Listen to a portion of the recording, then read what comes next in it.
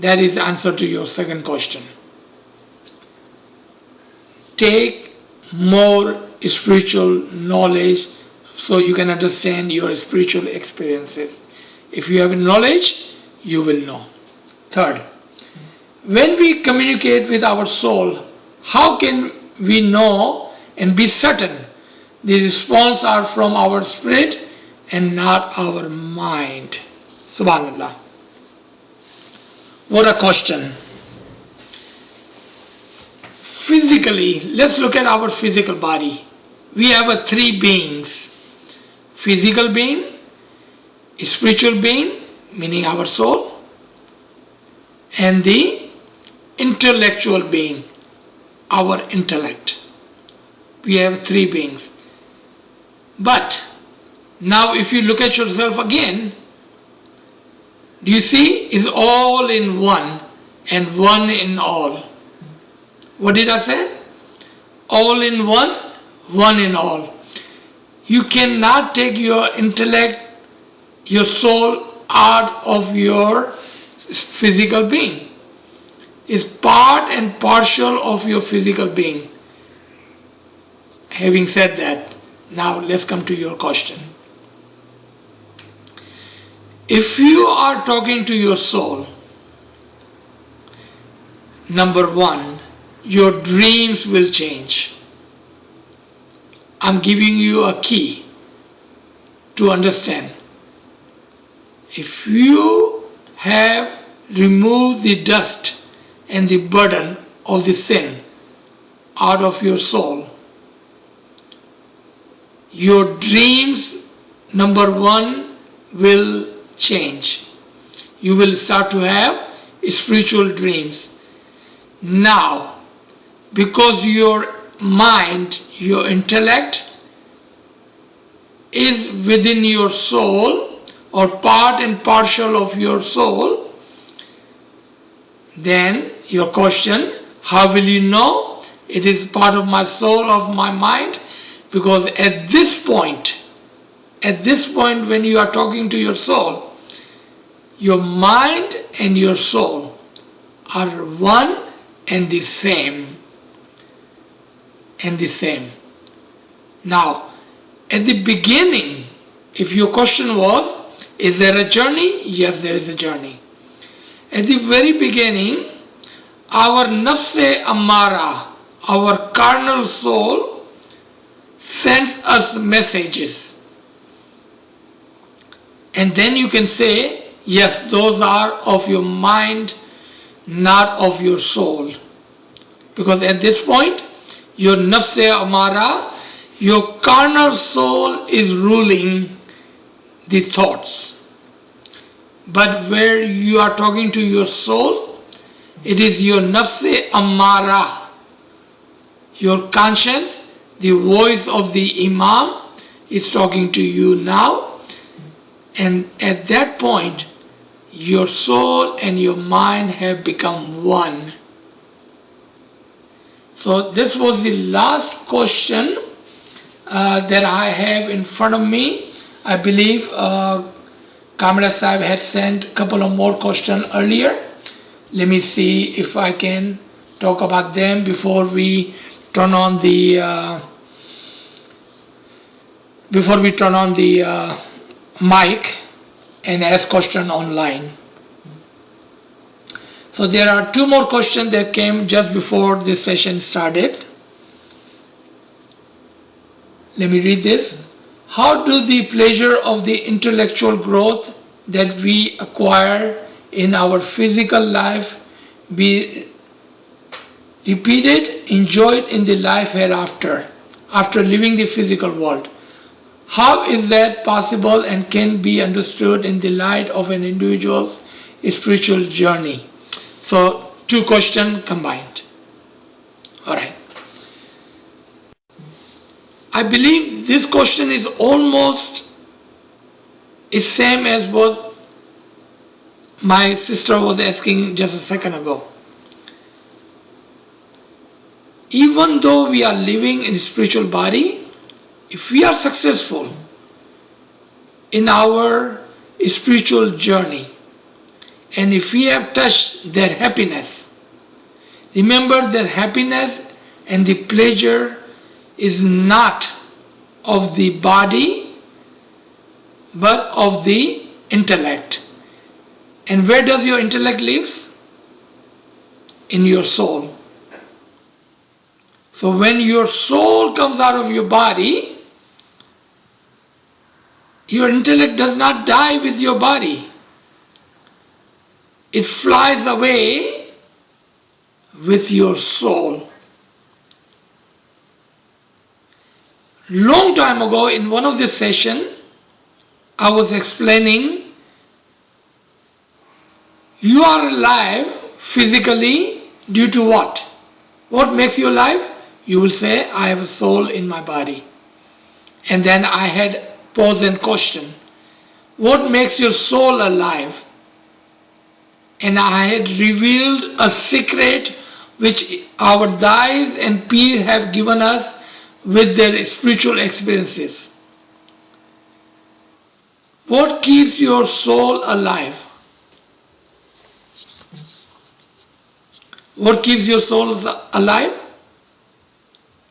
Your intellect. Your intellect is your soul of your soul. हमारे जिस्म की रूह और रूह की रूह जो है वो अक्ल है. रूह की रूह जो है वो अक्ल है.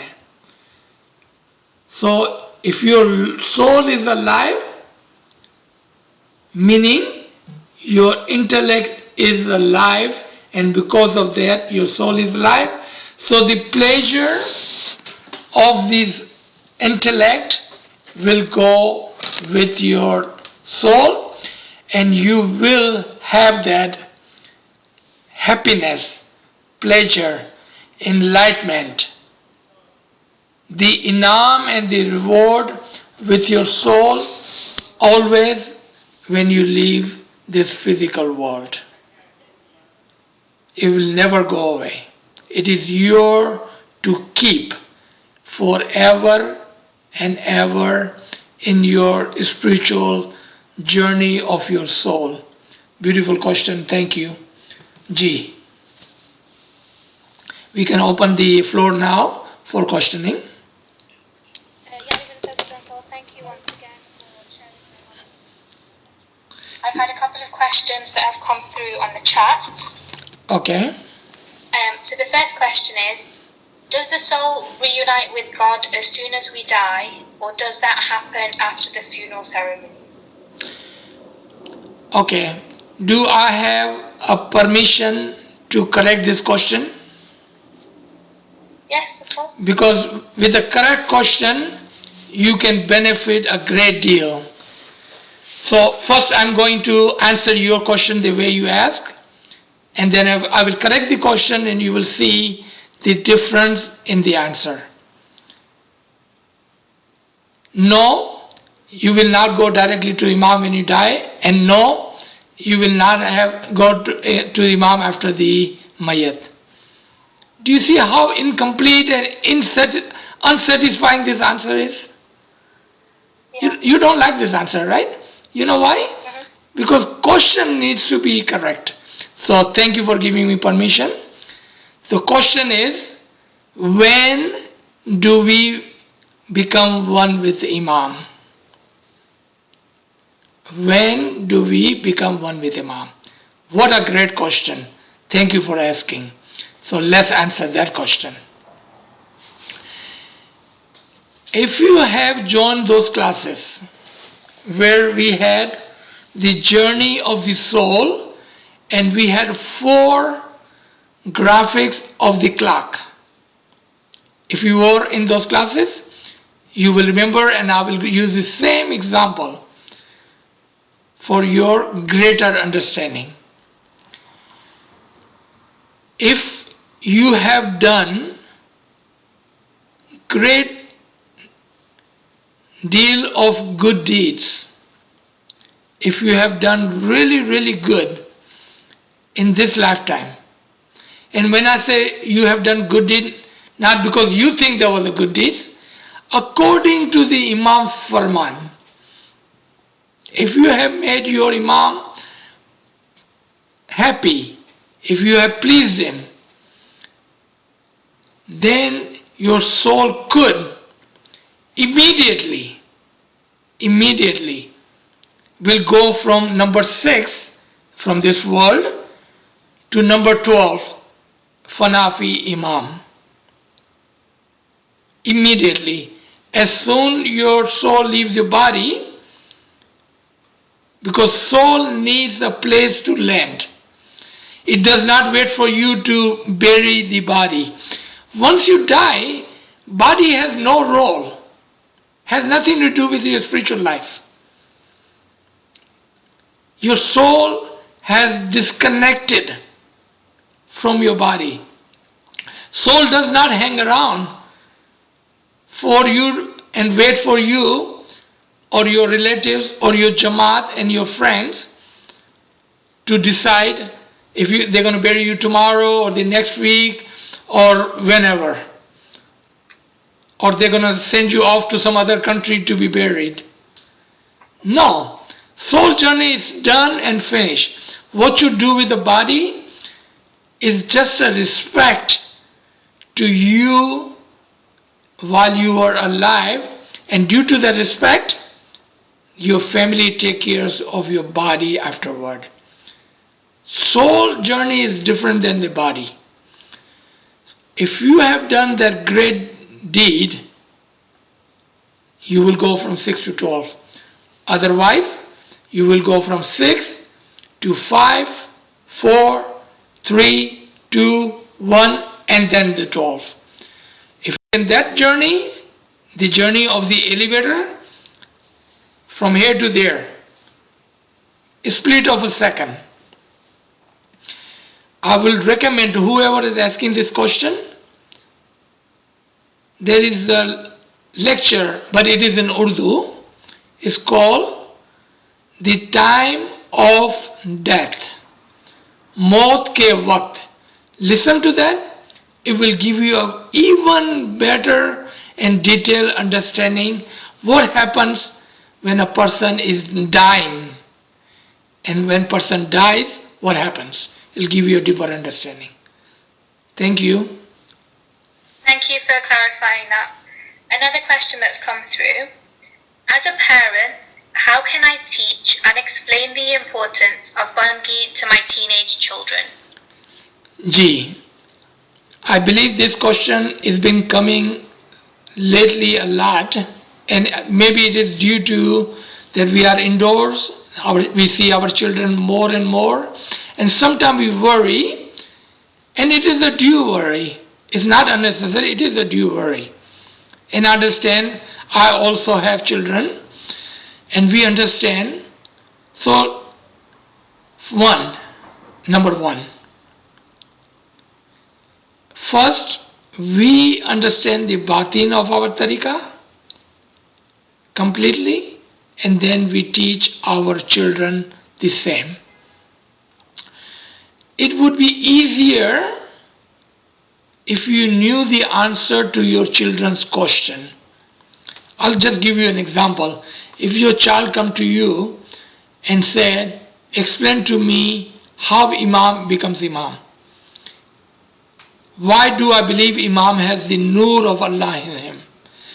If you don't know the answer, they get kind of, turned off. They see you as a superficial following your tariqah. So request to the parents is, for the sake of your children, learn. The more you know of your tariqah and the batin of your tariqah, the more you will be able to help your children. And the part of your question, how? Use the positive vocabulary. Positive vocabulary. Do not teach them. You already taught them the physical shariat, right? 3 times dua, the so on. You already taught them there. Emphasis should not be on the dua and the so on. Emphasis should be the batin of the dua and the batin of the so on and the batin of our tariqah. That's how you will and can teach your children the batin of our tariqah. Tell them our tariqah is not of a physical thing but of a spiritual thing. Ji. Thank you. Someone's asked, if you have a longer ball, how do you manage to repeat it faster? Do you have any tips? Yes. So actually, someone called, I think it was a day or two ago, and this was, and I believe I had mentioned that. So there are 4 lengthy or unlengthy bowls. 1-word bowl, 2-word bowl, 3-word bowl, and 4-word bowl. There are 4 lengthy or unlengthy bowl. 1-word bowl, for example, Ya Ali. 2-word bowl, Ya Ali Ya Muhammad. 3-word bowl, Ya Ali Ya Muhammad Al-Aliyul Azim. 4-word. So, of course, when we say 120 times in a minute, we are talking about 1-word bowl. If it's a 2-word bowl, it could be between 60 and 80. If it's a 3-word bowl, then it could be somewhere under the 60. And if it's a 4-word, then you decide. And if it's a truly 4-word bowl, and if you have practiced enough, I'm sure even then you can bring it up to 40 a minute. But if you can do 30, I said you have done a great job, because it is on the practice. So yes, sometimes it would be hard if you have a 4-word bowl, and that would be really hard to bring it all the way to 120 or even 60. Then you do your best, because it is only the best which is required. Not the quantity, but the best is required. Ji. Very beautiful question. Thank you for asking, because someone had asked me this earlier too. Thank you. Thank you for clarifying. Okay, another question that's come through. What is the astral body? Okay, astral body. Jussai Ibdaya in Quran, Nurani Badan in Farman, Jisme Latif in our Dais and Peers language, and astral body in the English vocabulary. Those were the words, translation in 4 different places. If you want me to repeat them again slowly, Jussai Ibdaya in Quran, Nurani Bari in Farman, Jisme Latif in our Dais and Peers language, and astral body in English vocabulary. Hidden and seen. That's how you will understand easily. What is seen is Jisme Kasif. Jisme Kasif, this body right here, the one you can see. Jisme Latif, the one you cannot see, hidden body. Jisme Kasif, seen body. Jisme Latif, unseen body. Astral body is unseen body of our Jisme Kasif. Even better understanding and example, your soul is in the Jisme Latif and your body is in Jisme Kasif. Your soul is in astral body and your physical body is the seen body. Do you understand this? Astral body unseen, physical body seen. Your soul unseen, your body seen. So what makes astral body? Your soul. When I say your soul, we are talking about Imam's astral body also at the highest level. And we are talking about the Peers and Dais astral body at the highest level. And then we are talking about us Garib and poor and our soul. But even then, because we are one and connected with Imam's universal soul, our soul also have an astral body, the Jisme Latif. Ji. Thank you for that.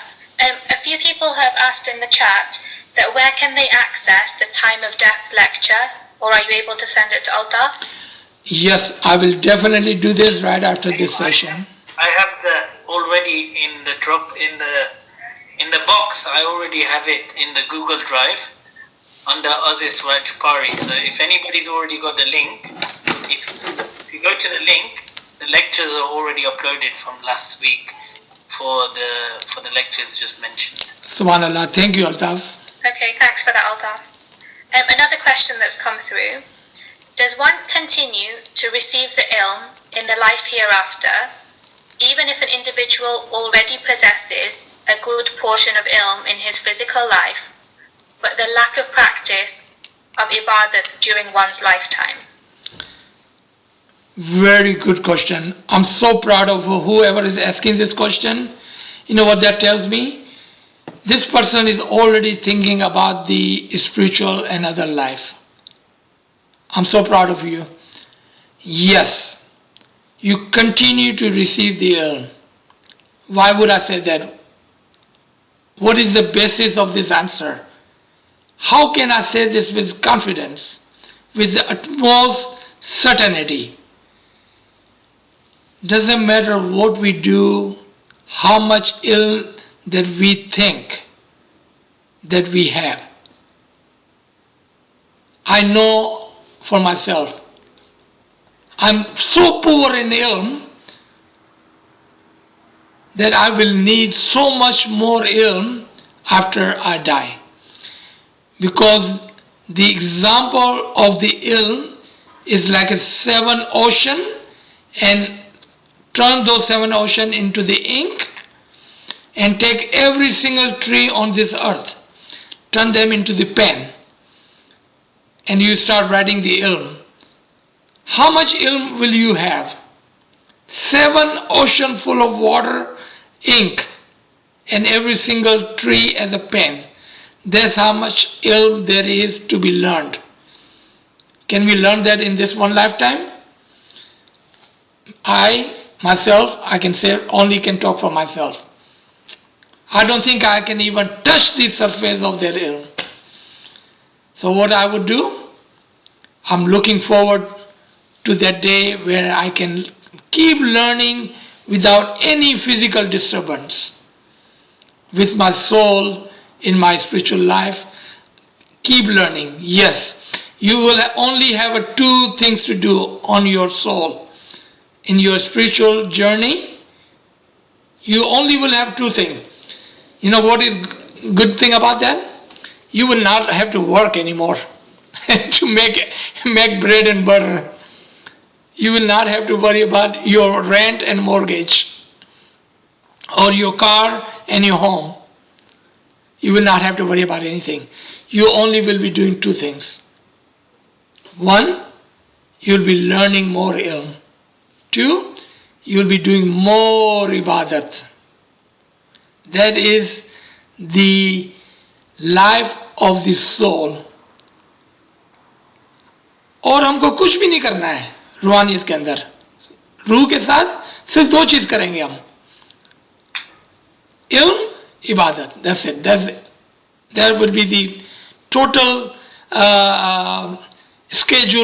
daily schedule of our soul every single day. There is a couple of more things that you will be receiving. If anybody will ask question, I will answer that. Ji. Thank you, Aziz Uncle. These 2 questions go together. So, what are the good deeds that will elevate our soul, and what are the bad deeds that will bar us from elevation forever? Very good question again. Yes. The one statement that I repeatedly make, when we say good deed and when Imam says good deed, There's a huge difference in those two things. And I'll give you an example. A good person, regardless of his Ismaili, his Muslim, or even believe in any God, an atheist, if he's walking down the street and he see an old lady or a needy person and he helps them, you call that a good deed, right? Yeah, that is a good deed. But when Imam says a good deed to his spiritual children, he's talking about such a deed that will elevate your soul. And what are those good deeds? Farman Bardari. What are those good deeds?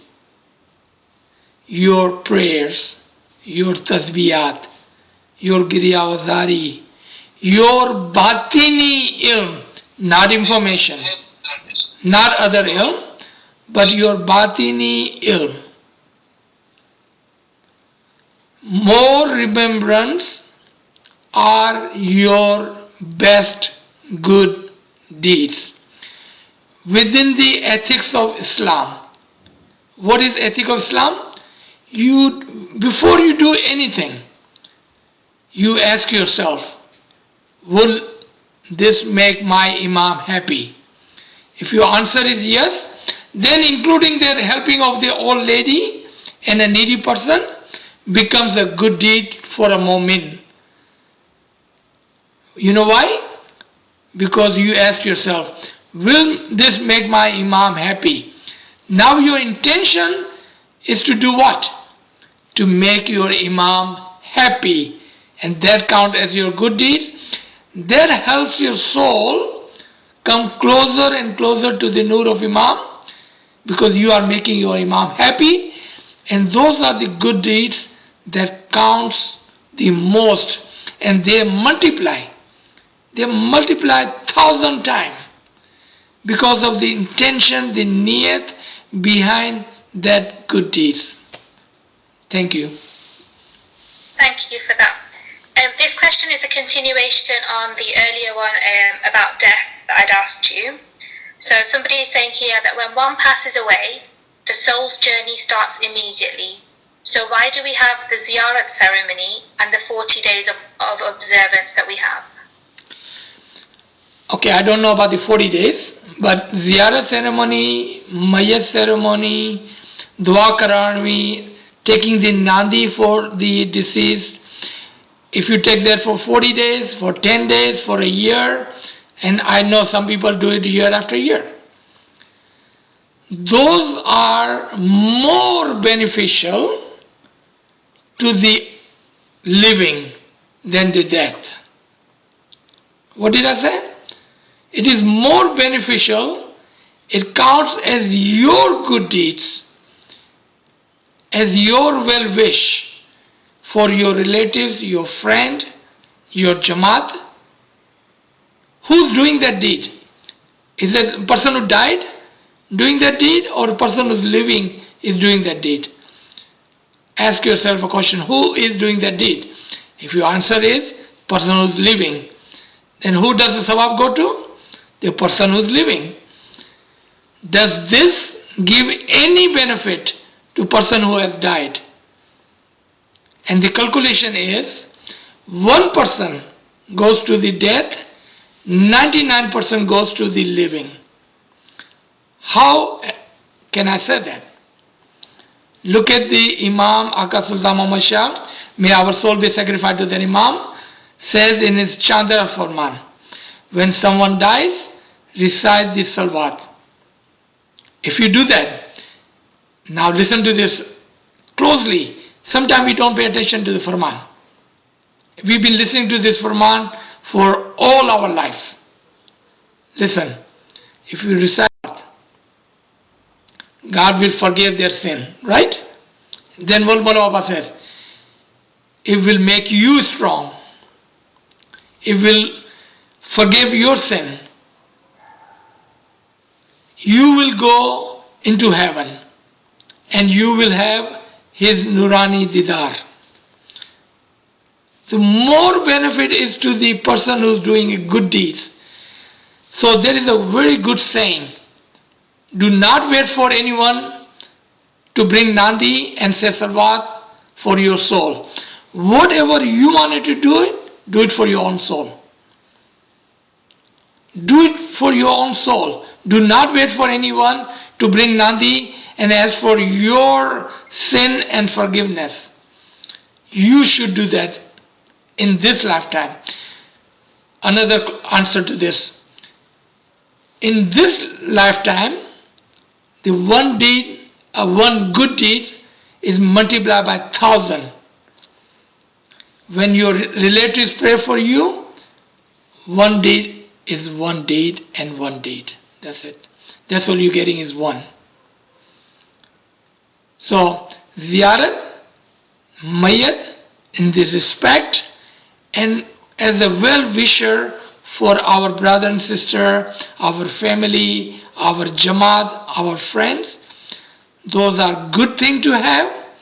It gives us the courage and also gives us a thought in our mind that tomorrow I'll be on the other side and somebody else will be doing the dua for me. How about I do my good deeds today and not wait for others to pray for me? Ji. Thank you for that. This person's question, I am a believer in our faith, but am I wasting my time if Islam does not accept LGBTQ plus groups? However, as Ismailis, we have LGBT groups. Okay. Very simple answer to that is the soul and the universal soul, meaning it is between you and your imam. No one can judge you of your physical, your social behavior. Whatever you do in this physical body, it is between your soul and your imam's soul. We do not judge, and no one has to give you the permission. And I don't know where it says in that so and so religion accepts and so religion doesn't accept.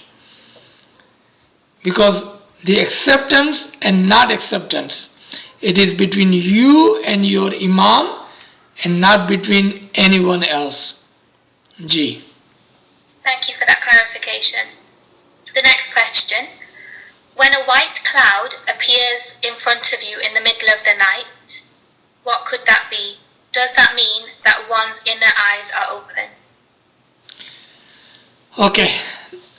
Another difficult question. So with Imams Tawfiq, Taid, Himmat wa Yari, this Garib and Nachis will answer this question like this.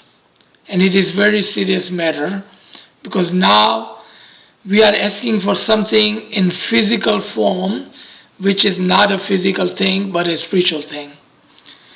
There are many things that will come in front of your eyes, and you just gave in one example of a white cloud. What about the spark? What about the light? What about the water? What about the sound of the water? What about the sound of the mosquito? What we call bin binat. There are so many spiritual little experiences which we collect. Because if there is a cloud, regardless of white or dark cloud, if it's a cloud, what the cloud does? Cloud is a veil. Cloud hides. What does cloud hides? The light, the nur of the sun, the imam behind it. Even though white cloud is a good sign, but not a complete sign, why would I say that? Because the function of the cloud is to hide.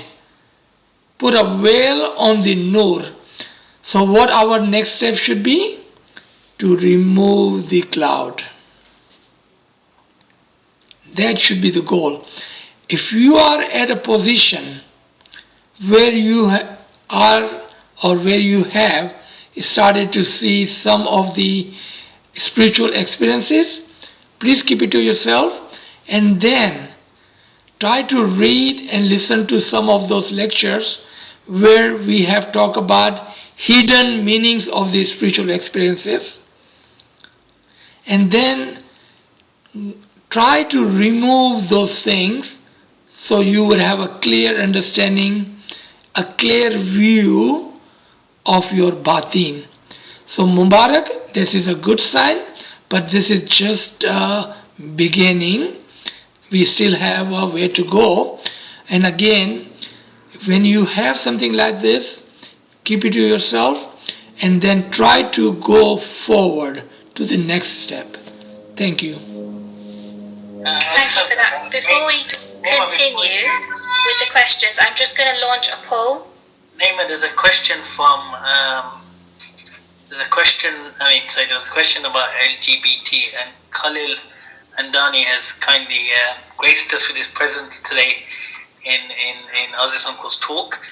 He just wanted to add something. So if you want to unmute Khalil and speak on the point. I think you're able to unmute Khalil.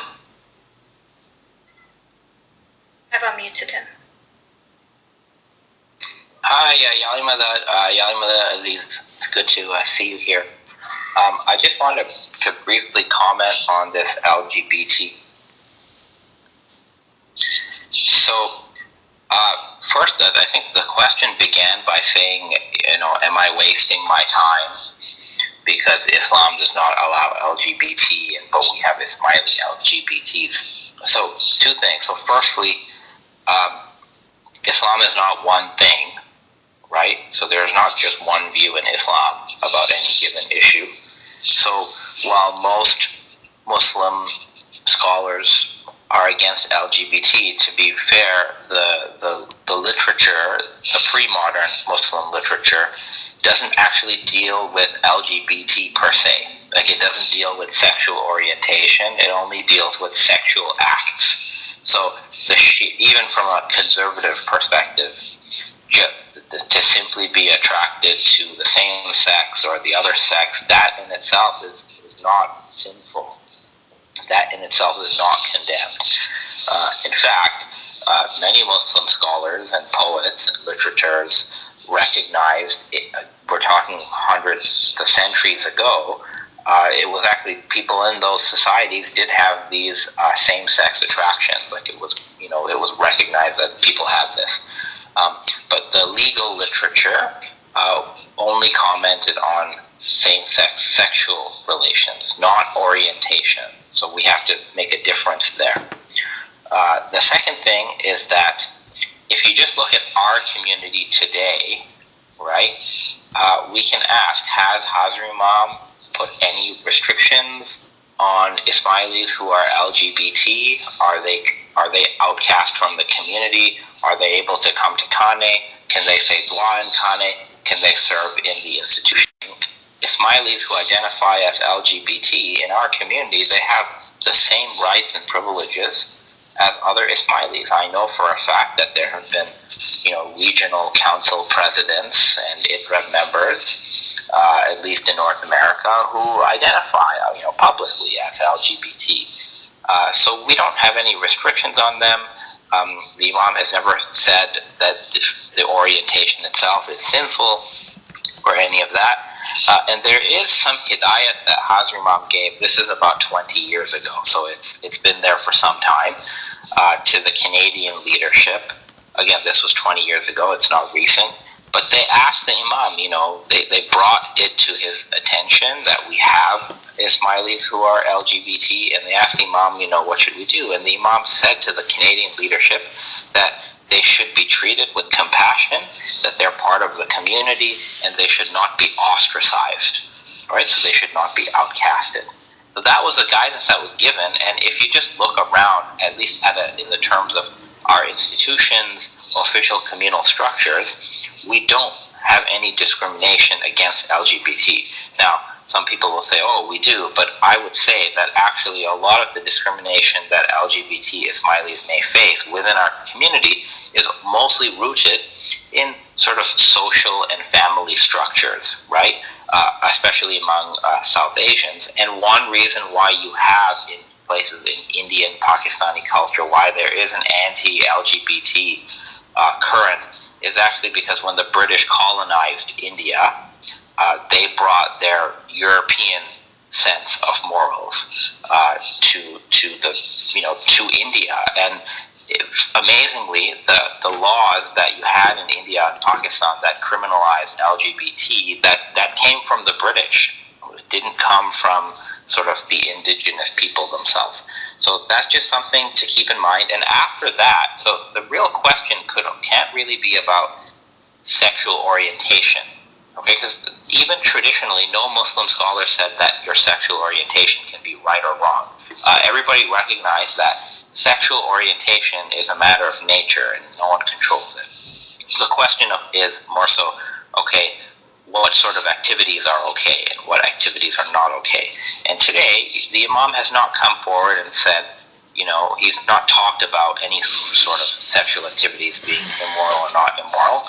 And that when the Imam has not made a statement on these things, that means that what one does is between them and the Imam, right? So whether you're an LGBT Ismaili or you're not LGBT, whether you're cisgender or transgender,